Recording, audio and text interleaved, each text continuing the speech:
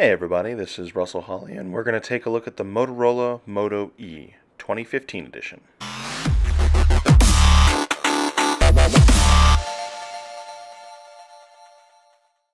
The goal of the 2015 Moto E is simple. Make this a Motorola phone with as few sacrifices as possible.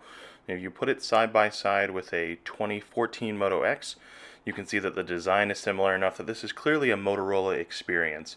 The ability to customize, while it's not exactly the same as some of Motorola's predecessors, it's definitely there, and it's definitely a Motorola style. You can swap out colors and really make the phone your own in kind of a simple, straightforward way without having to worry about any kind of damage falling into the phone. The color bands are incredibly flexible.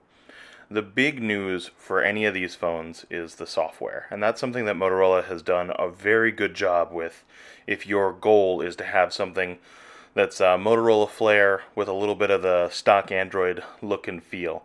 And with this version of the phone, a lot of Motorola's key kind of special features are still there. Moto actions are mostly intact, the ability to twist to wake the camera, all working very well. It is a very similar experience with very little software jank or any of the problems that you would normally see in an inexpensive phone. The only real difference that you'll notice is Moto Display. It requires movement of the phone instead of using the extra sensors that are built in. But, like any other Motorola experience, this is also very, very similar to stock Android, right down to the way the notifications work, for better or worse, while making sure that sacrifices are at a minimum. They do still happen, and operating in direct sunlight is one thing you're just not going to get this phone to do.